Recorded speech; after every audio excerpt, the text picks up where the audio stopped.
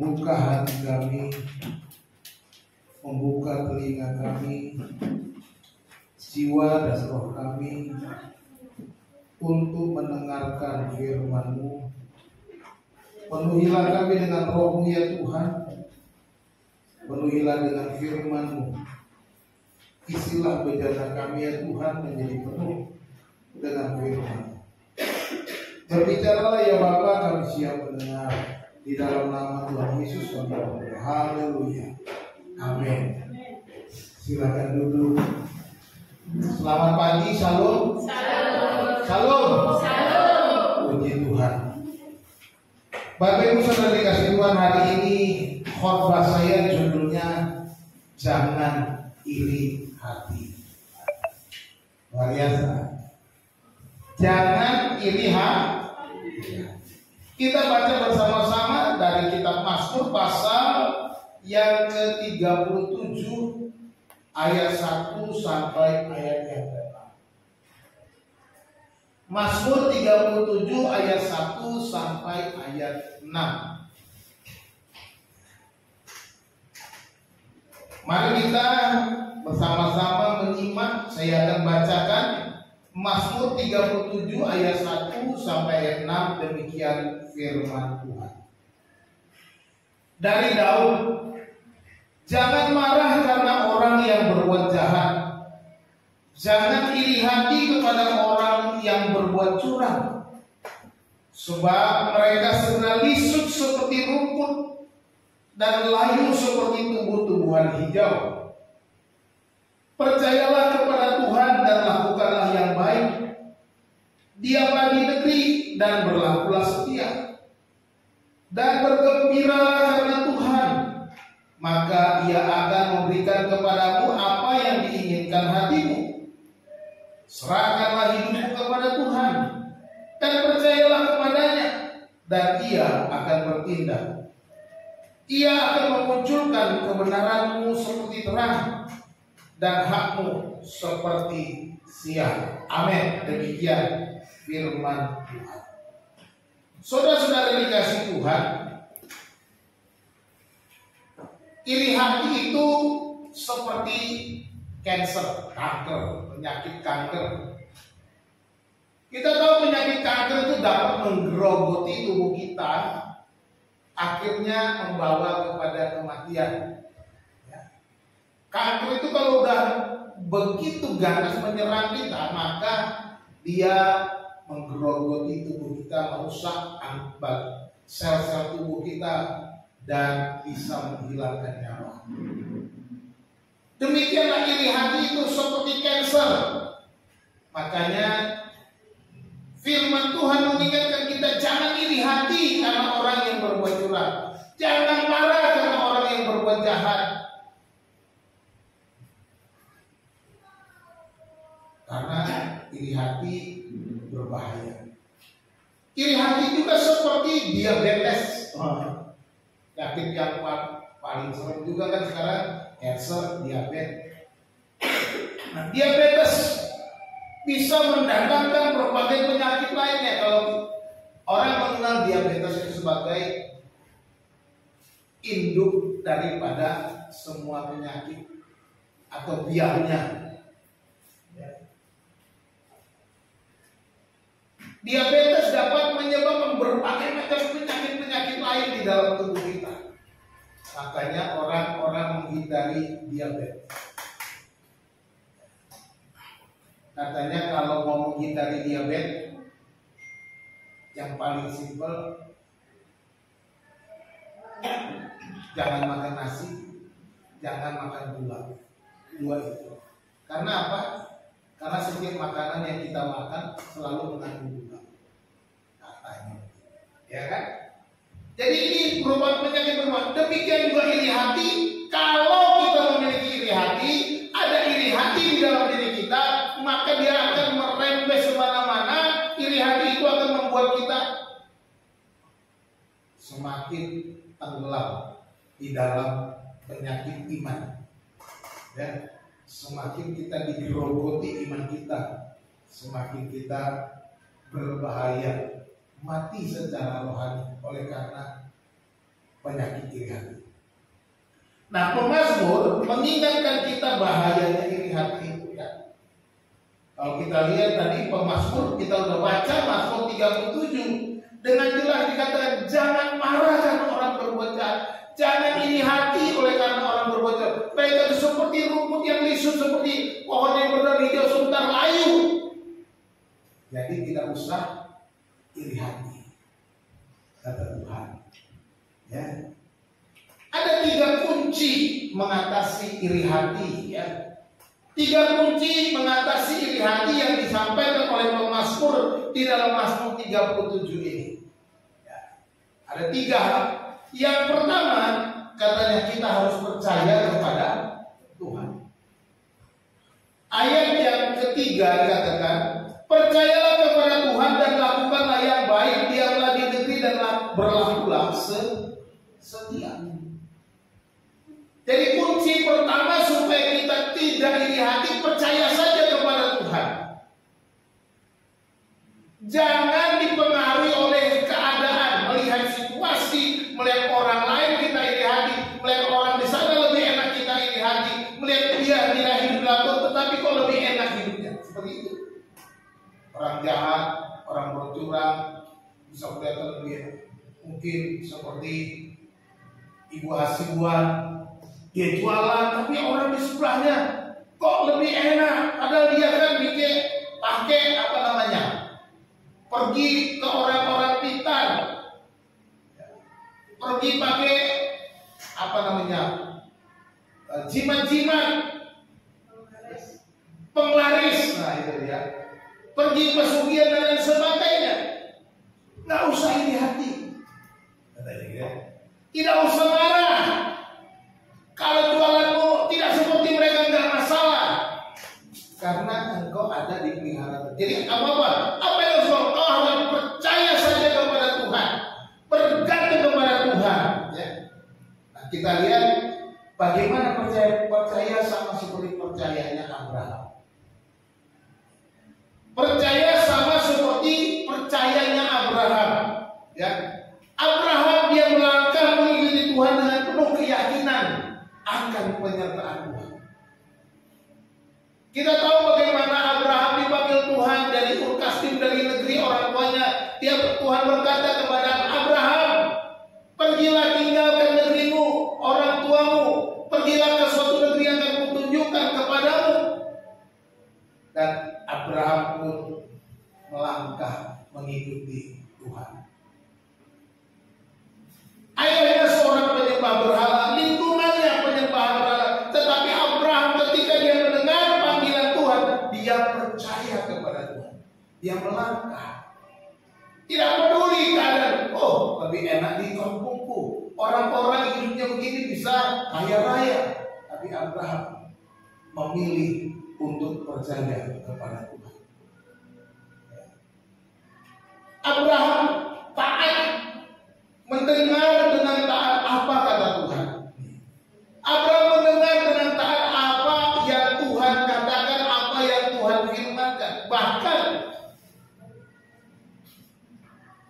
ketika Tuhan sudah mengaruniakan kepadanya seorang anak yang dijanjikan kepada Abraham dan Sarah, Tuhan meminta kepada Abraham,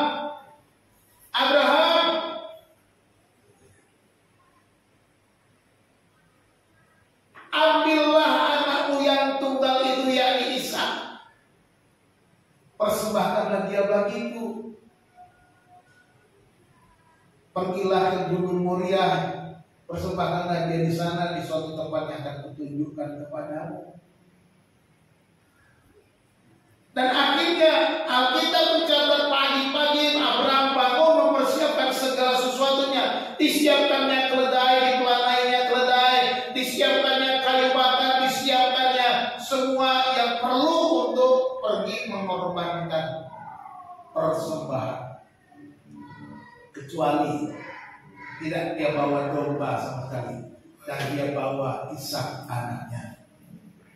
Dan setelah perjalanan 3 hari lamanya, sampailah dia ke dekat Gunung Moriah. Lalu dia berkata kepada bujang-bujangnya, dia berkata, kalian tinggallah di sini. Kami akan pergi ke sana. Kami akan sembahyang. Setelah itu kami akan kembali kepadamu. Saudara-saudara dikasih Tuhan, Abraham mendengar apa kata Tuhan dan taat. Sekalipun itu menyakitkan hatinya, sekalipun itu mungkin suatu pertanyaan yang besar, mengapa Tuhan minta Ishak, mengapa Tuhan tidak minta yang lain? Mengapa Tuhan tidak minta Ismail saja? Mengapa Tuhan tidak meminta lembu yang lebih besar? Aku akan berikan 10 pun aku serahkan. Mungkin begitu. Tetapi Abraham tidak berkomentar kepada Tuhan ketika Tuhan meminta dia mempersembahkan Ishak. Inilah percaya yang penuh kepada Tuhan. Dia mau mendengar dengan taat.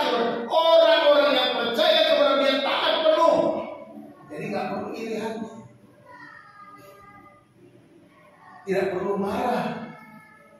Tuhan, bukankah Engkau yang memberikan anak itu? Bukankah Engkau yang menjadikan anak itu? Mengapa Tuhan minta? Nah, tetapi Abraham taat.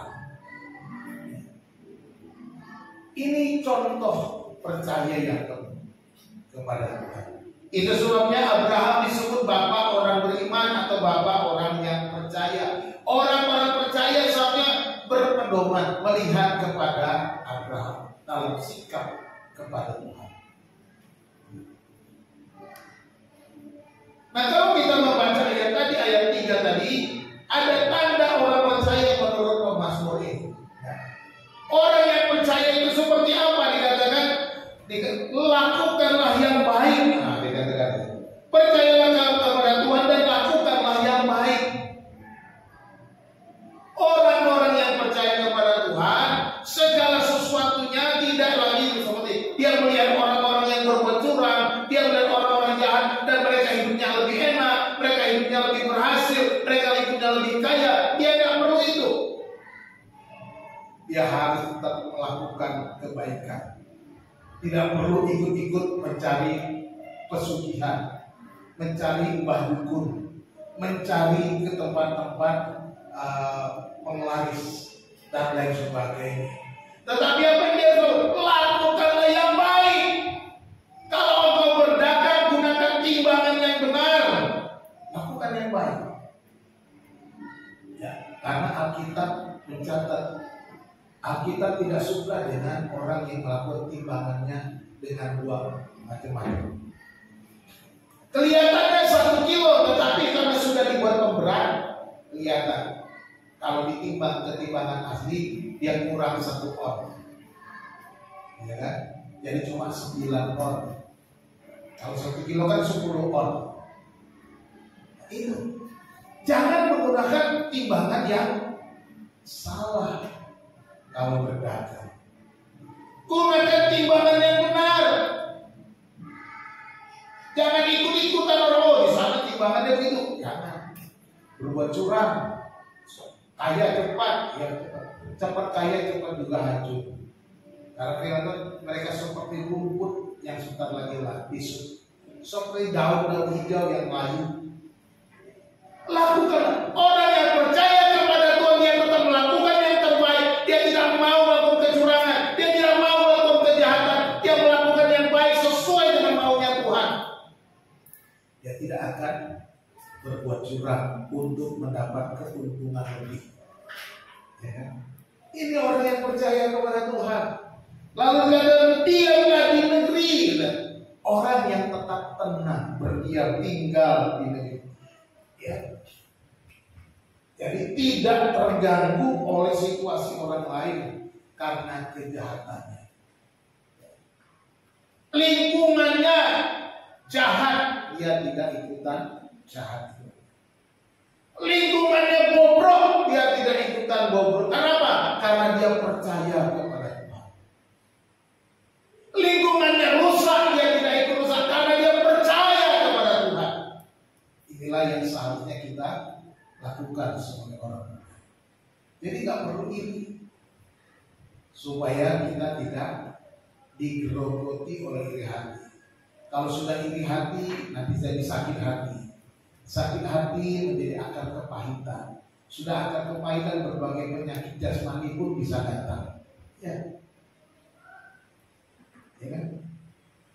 Berbagai penyakit jasmani pun bisa datang. Jadi jangan sampai kita iri hati. Sudah mulai iri hati, bisa merembes kemana-mana. Dengan iri hati akan merembes ke berbagai macam sendi-sendi kehidupan rohani kita. Ya. Lalu dengan berlakulah setia. Nah, ini berarti kita harus menyatakan kepercayaan kita dengan hidup yang orang-orang percaya harus setia. Berlakulah setia. Ini tanda-tanda orang percaya. Jadi dia melakukan yang baik, dia tetap tenang tinggal di negerinya, sekalipun di dalam lingkungannya tidak menyenangkan, dia tetap setia. Orang-orang percaya dikatakan oleh pemazmur, percayalah kepada Tuhan dan lakukan ini, lakukan yang baik, diam di negeri, berlakulah setia. Inilah sikap orang yang percaya kepada Tuhan. Dia nggak mau terpengaruh oleh berbagai macam situasi, tarikan-tarikan lingkungan, pengaruh-pengaruh buruk dari kehidupan di sekitarnya, dari tetangga, dari teman, dari manapun. Kalau itu pengaruh buruk, dia tidak mau. Karena apa? Dia percaya kepada Tuhan. Ayo ke sana, nanti kamu bisa lari deh. Ayo ke sana, nanti kamu bisa diterima kerja. Ayo ke sana, kamu nanti bisa karir kamu bisa naik, bos kamu suka sama kamu, nanti kamu bisa. Tidak perlu, ya, tidak perlu dengan cara-cara seperti itu. Kita harus melakukan yang baik, kita harus tetap tenang, berdiam di negeri dengan tidak mengaruh orang lain, kita tidak terganggu, kita juga berlaku setia, kita setia kepada Tuhan dengan berpegang teguh kepada Tuhan. Inilah langkah pertama, percaya kepada Tuhan, supaya kita tidak iri hati. Percaya saja kepada Tuhan, hidupmu bergantung penuh kepada Tuhan. Jangan iri hati karena orang yang berbuat curang. Jangan iri hati karena orang yang berbuat. Percaya saja kepada Tuhan, Tuhan akan memberkati. Amin. Tuhan akan menyediakan apa yang kita perlukan.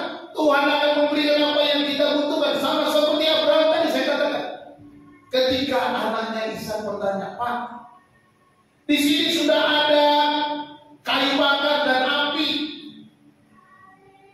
tapi di manakah anak lembu atau korban anak domba sebagai korban bakaran? Ishak bertanya kepada bapaknya, dan Abraham berkata, Allah akan menyediakan anak domba baginya. Allah akan menyediakan anak domba baginya. Artinya apa? Allah yang menyediakan bagi hidup kita segala yang perlu untuk kita persembahkan kepada Tuhan. Jadi nggak usah takut menjadi seorang percaya. Allah yang menyediakan segala yang kita perlu. Yang kedua, kunci yang kedua kata pemazmur supaya kita tidak iri kepada orang-orang yang jahat, orang-orang yang curang, yaitu bergembira karena Tuhan. Bergembira karena Tuhan. Ayat 4 bilang begini, dan bergembiralah karena Tuhan, maka Ia akan memberikan kepadamu apa yang diinginkan hati. Bergembiralah karena Tuhan, maka Ia akan memberikan kepadamu apa yang diinginkan hatimu. Jadi ini yang harus kita. Selain kita percaya kepada, kita perlu bergembira. Amsal 15 ayat 13, satu orang kau siapkan. Amsal 15 ayat yang ke-13. Ya, hati yang gembira membuat muka berseri. Satu orang baca silakan. Amsal 15 ayat 13. Hati yang gembira membuat muka berseri-seri, tetapi kepedihan hati mematahkan semangat. Kepedihan hati mematahkan semangat. Jadi mari kita punya hati yang gembira. Hati kita harus selalu gembira apapun yang kita alami. Segala kepahitan, kesulitan, ancaman, bergembira saja. Karena kalau kita nggak bergembira, kita jadi pahit, iri hati, sakit hati, akhirnya mendatangkan kerugian. Amsal 17 ayat 22.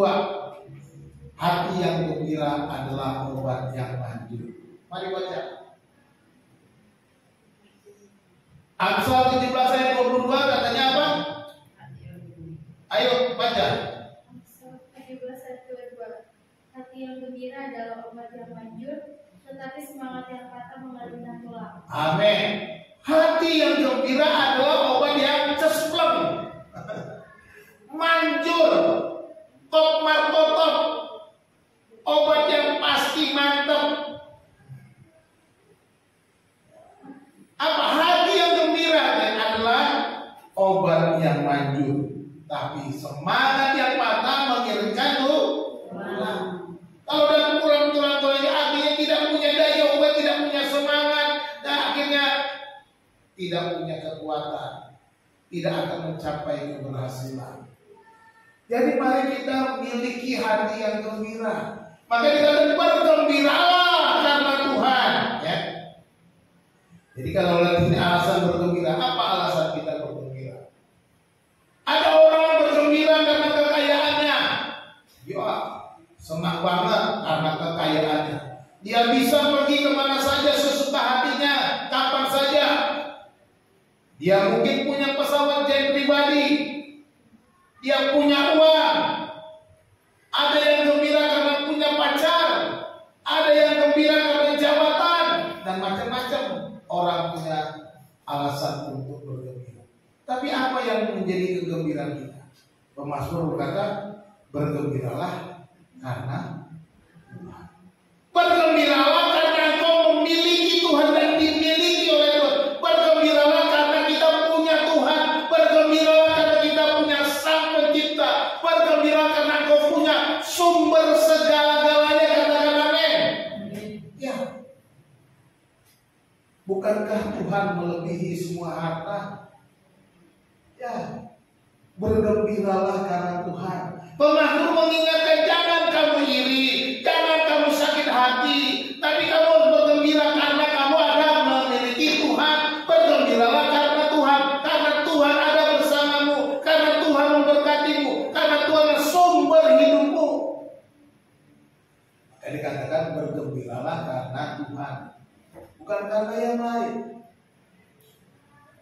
Ya, semua harta duniawi itu kegembiraan yang sementara. Karena kalau udah habis ya hilang. Ya. Kemarin Bu Hana WA kami. Wah, berdoa ya supaya kita sekeluarga bisa jalan-jalan ke sini, Tuhan. Karena saking gembiranya. Bergembira karena sudah jalan-jalan ke Bali. Tidak masalah sih. Tapi kan sesudah habis dari Bali hilang lagi gembiranya ya. Tinggal kenangannya saja. Tapi kalau kita bergembira karena Tuhan, kita akan mendapat gembira yang sepenuhnya. Ya, karena apa? Kita bisa mendapatkan apa yang baik. Karena dikatakan, maka Ia akan memberikan kepadamu apa yang diinginkan hatimu. Haleluya. Nah, jadi bukan bergembira karena kau datang ke Bali, tapi bergembiralah karena Tuhan. Karena keinginanmu akan diberikan. Ya saya balas, mendingan kita berdoa untuk jalan-jalan ke Danau Toba daripada ke Bali. Iya saya bilang, saya lebih daripada ke Bali mendingan uangnya saya pakai ke Danau Toba. Yuk, ibu ya. Kalau orang Batak pasti maunya ke Danau Toba lah. Danau Toba juga bagus. Ya jadi kalau kita ini bergembiralah karena Tuhan, bukan karena kau punya segala-galanya, kau punya harta, kau punya bisa jalan-jalan, kau punya senang dan bisa puaskan hatimu dengan segala harta, bukan itu, tapi bergembiralah karena Tuhan. Sebab apa? Tuhan itu ada sumber segala-galanya. Dia yang memberikan apa yang engkau perlu makan, maka Ia akan memberikan kepadamu yang diinginkan memulihkan hatimu. Ya. Jadi pemazmur di sini mengingatkan pentingnya bergembira. Ya, jadi dikatakan alasannya kita harus bergembira karena Tuhan. Coba satu kali baca Mazmur 73. Mazmur 37 dengan Mazmur 73 ini isinya hampir sama, supaya tidak terjatuh ke dalam kecemburuan sosial, iri hati. Mazmur 73 ayat 26. Ayo baca. Sekalipun dagingku dan hatiku habis lenyap, gunung batuku dan bagianku tetaplah Allah selama-lamanya. Sekali lagi kurang jelas. Sekalipun dagingku dan hatiku habis lenyap, gunung batuku dan bagianku tetaplah Allah selama-lamanya. Gunung batuku dan bagianku tetaplah Allah sampai selama-lamanya. Bagi si pemazmur yang paling penting apa? Tuhan saja. Sekalipun dagingku dan batinku habis lenyap, namun bagianku hanyalah Allah saja. Itu sudah cukup. Kita sebagai orang percaya, Tuhan itu lebih dari cukup. Tuhan, makanya kita bergembiralah karena bagian kita hanya Tuhan. Ya. Dan dikatakan ada janjinya bahwa memberikan apa yang kita inginkan. Maka Ia akan memberikan kepadamu apa yang diinginkan hatimu. Saudara, apa yang kita inginkan? Tentunya ada banyak yang kita inginkan. Tapi kuncinya, apakah kita bergembira karena punya Tuhan? Atau Tuhan hanya sekedar saja, sekedar label yang menempel dalam diri kita? Nggak bisa. Seharusnya kita bersyukur, bersuka cita, bergembira penuh karena Tuhan sendiri menjadi milik kita dan kita dimilikinya. Bahkan dikatakan bahwa kita menjadi anak-anaknya, kita dikatakan dijaganya seperti biji matanya, kita dipeliharanya seperti gembala yang memelihara domba-dombanya. Demikianlah kita diperlakukan Tuhan. Bukankah ini lebih daripada cukup? Makanya nggak perlu iri hati, nggak perlu sakit hati karena orang-orang di sekitar kita berbuat kejahatan, karena berbuat curang. Mereka lebih banyak berhasil hidupnya karena kecurangan. Nggak perlu kata Paulus, karena kamu cukup bersenang-senang dalam Tuhan. Bergembiralah karena bagianmu adalah Tuhan. Karena Tuhan berjanji apa yang diinginkan hatimu akan diberikannya. Rasul Paulus dalam Filipi pasal 4 ayat 19 berkata apa? Allahku akan memenuhi segala keperluanmu menurut kekayaannya di dalam Kristus Yesus. Ini janjinya. Paulus dengan tegas berkata, Allahku akan memenuhi segala keperluanmu menurut kekayaannya di dalam Kristus Yesus. Artinya pemeliharaannya jelas. Rasul Paulus menyatakan ini karena apa? Karena dia sudah mengalami penuh bagaimana pemeliharaan Tuhan, bagaimana Tuhan mencukupkan, bagaimana Tuhan menyediakan apa yang dia perlukan di dalam setiap kehidupan dan pelayanannya. Makanya di dalam ayat ini pasal ini dia bilang, aku tahu apa itu kekurangan, aku tahu apa itu kelebihan. Dia sudah pernah mengalami kekurangan dan kelebihan. Dia tahu bagaimana mengalami hidup dalam kelimpahan. Dia tahu bagaimana hidup dalam kekurangan. Dan dia katakan, Allahku yang memberi keperluanku. Oleh sebab itu orang percaya harus bergembira karena Tuhan apa? Akan memberikan apa yang kita perlukan. Tuhan akan memberikan, mencukupkan apa yang kita butuhkan di dalam kehidupan kita. Dia akan memenuhi segala keperluan kita. Jadi apa gunanya kita harus iri hati? Nggak ada gunanya. Karena kita punya Tuhan, amin. Punya Tuhan lebih daripada segala-galanya. Kalau engkau melihat orang lain lebih sukses karena kejahatan, biarkan. Gak usah iri hati dan kau ikut-ikutan. Sukacita aja. Bersukacita karena apa?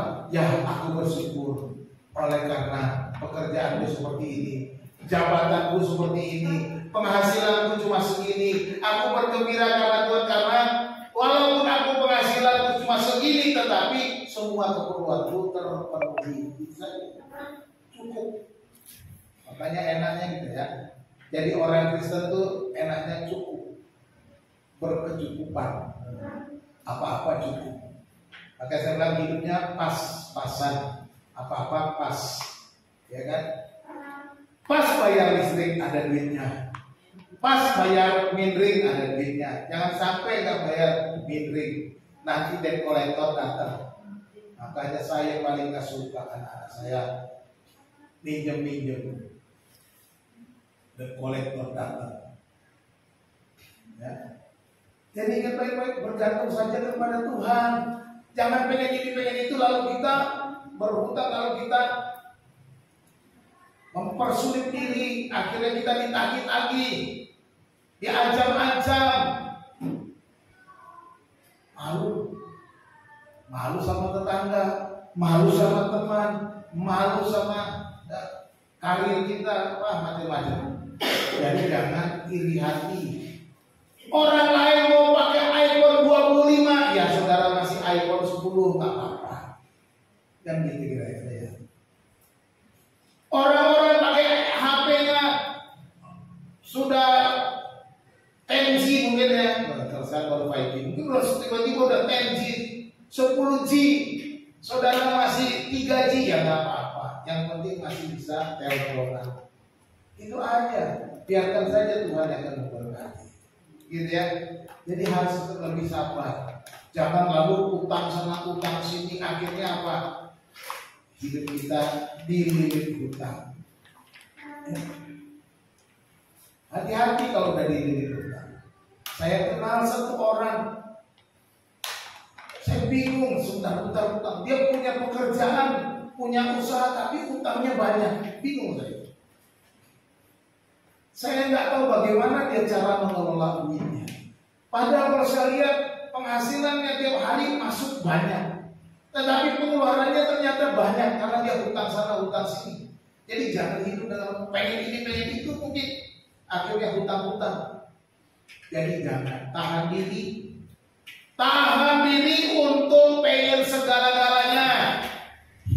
Tahan, biarkan kau berpikiran dan biarkan Tuhan yang akan memberikan apa yang engkau inginkan, gitu loh. Nantikanlah Tuhan bertindak, ya seperti ini. Dan bergembiralah karena Tuhan, maka Ia akan memberikan kepadamu apa yang diinginkan hati. Biarkan Tuhan yang bertindak. Bukan engkau mempercepat membantu Tuhan ya, supaya bantu Tuhan nanti Tuhan bayar utang saya. Bukan bisa.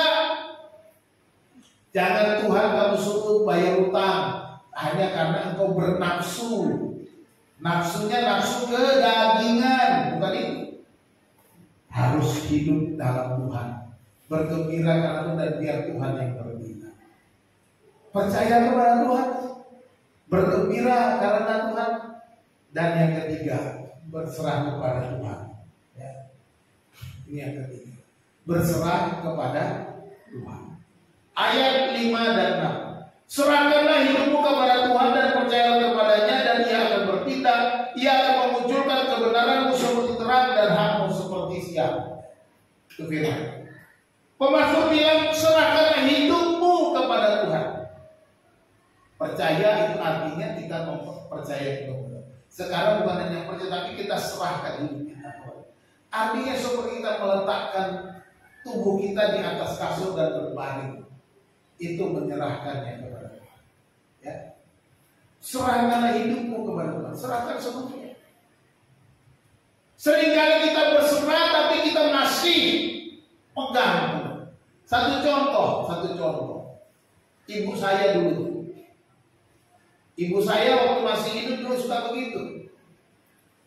Seringkali dia sudah berdoa tapi dia masih mikirin itu gimana ya si A si B ini ya, dia pikirin gitu. masih pusing sendiri. Akhirnya dia cari jalan begini gitu. Saya bilang, Mama udah berdoa belum? Sudah serahkan sama Tuhan? Sudah. Lah kalau sudah serahkan sama Tuhan, biarkan Tuhan yang kerja. Jangan Mama yang pusing lagi. Jadi kalau kita sudah serahkan sama Tuhan, ya serahkan. Jangan saudara mau pegang terus, saudara mikir lagi, ini kira-kira bisa Tuhan selesaikan nggak? Jangan. Itu namanya belum diserahkan, masih ragu-ragu. Serahkan hidupmu kepada Tuhan, kita engkau pasrah sepenuhnya kepada Tuhan, tidak ragu sedikit pun kepada Tuhan. Apa yang Tuhan mau kerjakan dalam hidupmu, terserah Tuhan. Makanya serahkanlah kepada hak hidupmu kepada Tuhan dan percayalah kepadanya, dan Ia akan bertindak. Ia akan memunculkan kebenaranmu seperti terang dan hakmu seperti siang. Jangan iri katanya, tapi berserah kepada Tuhan. Serahkan saja kepada Tuhan. Biar Tuhan yang bertindak. Jadi iri hati tidak akan mendatangkan kebaikan. Iri hati tidak akan. Menyerahkan hidup kepada Tuhan itu seperti apa? Yang pertama, Tuhan akan bekerja. Tuhan yang bekerja atau Tuhan yang bertindak. Ingat baik-baik, Tuhan tidak pernah tutup mata bagi hidup kita. Amin. Tuhan tidak tutup mata dengan hidup kita. Oleh sebab itu serahkan hidupmu. Ketika kau berserah kepada Tuhan, Dia yang bekerja, Dia yang bertindak, Dia akan melakukan apa yang terbaik di dalam hidup kita. Tidak perlu kita pusing, tidak perlu takut. Kira-kira bisa Tuhan kabulkan nggak? Nggak usah. Apakah dikabulkan atau tidak dikabulkan, saudara tidak perlu pikir itu. Sebab apa yang kita minta, apa yang kita mau, Tuhan akan memberikan jawaban yang terbaik. Bukan yang kita mau yang akan terjadi, tetapi apa yang Tuhan mau, itu yang paling penting. Makanya berserah kepada Tuhan. Berserah artinya bukan menuntut hak kita. Makanya dikatakan di sini, Ia akan memunculkan kebenaran seperti terang dan hakmu seperti siang. Dia yang memunculkan hak kita. Ya, nampak. Kalau terang, siang kan nampak semuanya. Ya, tidak perlu kita iri hati. Biarkan Tuhan bekerja. Ku tahu Allah bekerja, ya kan? Ku tahu Allah bekerja dalam segala perkara. Allahku bekerja. Kita tahu persis bahwa Allah akan bekerja menurut rencananya, menurut kehendaknya, menurut kemampuannya Tuhan, bukan menurut maunya kita. Dan dikatakan kalau kita menyerahkan hidup kepada Tuhan, maka Tuhan yang mengangkat dan memunculkan kebenaran kita. Dikatakan kebenaran muncul seperti terang, yang artinya muncul setiap hari. Tuhan adalah pembela kita di hadapan orang-orang. Dia akan memunculkan hak kita seperti siang. Artinya seperti matahari yang terus terbit, gitu. Akan ada terang, akan ada siang. Demikianlah katanya. Kebenaranmu dan hakmu akan muncul. Jadi kita nggak perlu dengan cara-cara kita. Oh, ini hak saya, ini maunya saya, jangan begitu. Saya sudah terkabul. Nggak perlu. Biarkan Tuhan yang mengangkat. Kebenaranmu akan muncul katanya. Hakmu akan muncul seperti matahari yang terbit pada siang hari. Demikian bagianmu akan nampak, Tuhan akan menampakkannya. Jadi nggak perlu sakit hati, nggak perlu iri hati, nggak perlu. Jangan pernah kecewa, sakit hati karena saudara sudah disakiti. Jangan pernah iri hati karena temanmu sudah lebih baik, lebih sukses. Nah, bukan itu. Biarkan Tuhan yang bekerja, biarkan Tuhan yang berkarya, biarkan Tuhan yang bertindak, dan engkau akan muncul sendiri. Karena engkau harus berserah. Berserah artinya betul-betul menyerahkan hidup kita bergantung kepada Tuhan. Artinya membiarkan Tuhan yang melakukan apa yang Tuhan mau dari kita. Berserah artinya membiarkan Tuhan bekerja dengan caranya sendiri, menurut maunya Tuhan, bukan maunya kita. Karena seringkali maunya kita tidak tepat. Tetapi kalau maunya Tuhan pastilah tepat untuk kita. Karena apa? Karena Tuhan tahu yang terbaik. Tuhan tahu yang terbaik bagi kita. Maka dikatakan jangan iri hati, jangan sakit hati, jangan marah. Ya, ayat 1 dan 2 itu dikatakan. Jangan marah kepada orang yang berbuat jahat. Jangan iri hati kepada orang yang berbuat jahat. Sebab mereka segera lisut seperti rumput dan layu seperti tumbuh-tumbuhan hijau. Semua itu akan lisut. Semua akan layu. Tapi kamu katanya, kebenaranmu akan muncul seperti siang. Hakmu akan muncul seperti siang. Akan nampak sendiri, tapi kau tidak akan layu, tidak akan lisut. Tapi orang-orang yang berbuat curang, orang-orang yang berbuat kejahatan, seperti rumput akan lisut, seperti tumbuh-tumbuhan hijau akan layu pada waktu. Ini yang harus kita ingat. Jadi kita harus berserah. Berserah benar-benar kepada Tuhan, jangan berserah setengah hati.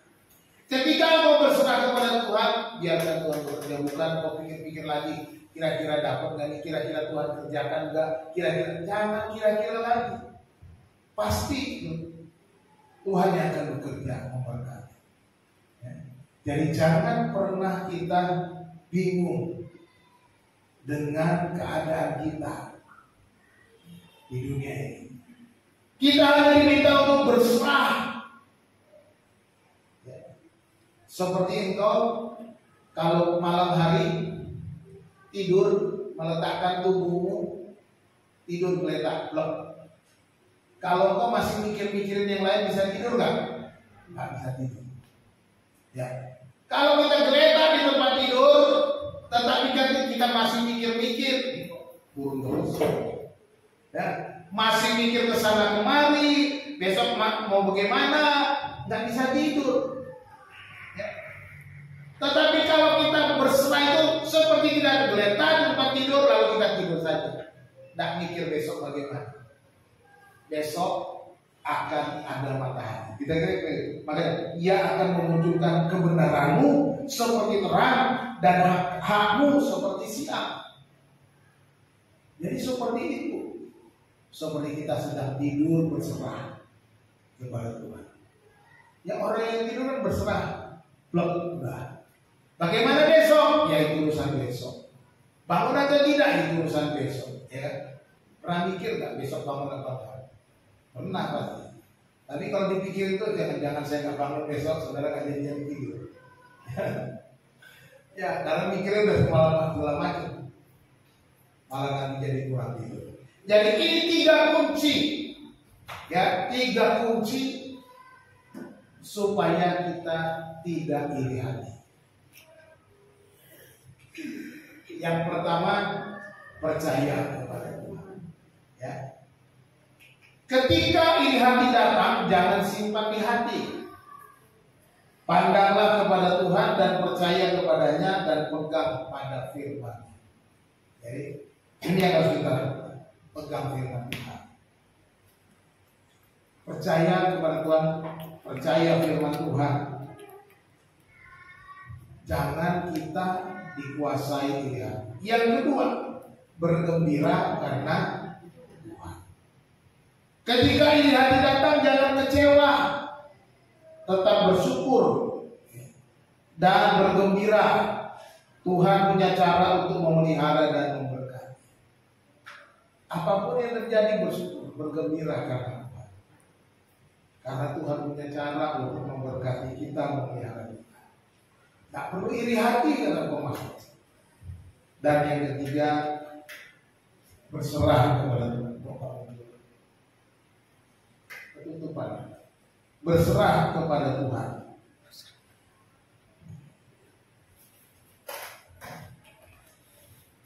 Iri hati kepada orang asing adalah kesia-siaan. Oleh sebab itu tetap berserah dalam segala situasi, sebab kebenaran pasti nampak pada waktu yang tepat. Ya. Karena muncul sendiri. Engkau tidak perlu ngotot dengan kebenaran, biarkan Tuhan yang memunculkan kebenaran. Mungkin engkau difitnah, mungkin engkau dihina, mungkin engkau dilecehkan, mungkin engkau tidak dipedulikan. Jangan iri hati. Kok bos lebih perhatiin dia daripada saya? Gak perlu iri hati.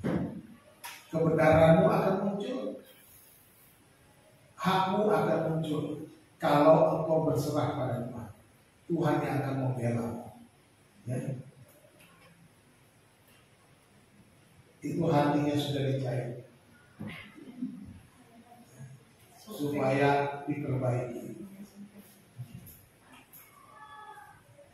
Iri hati adalah akar dari segala kepahitan dan kesakitan yang akhirnya mendatangkan kerugian besar. Jadi apa gunanya iri hati?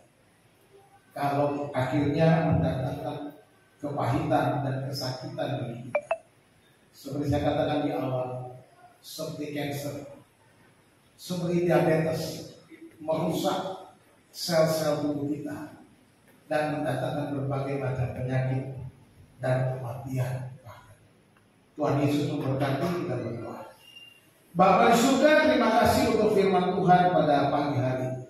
Kami bersyukur kepadamu, kami diingatkan oleh pemazmur agar kami tidak iri hati kepada orang-orang yang jahat dan orang-orang yang berbuat curang, orang-orang yang berhasil oleh karena kejahatannya.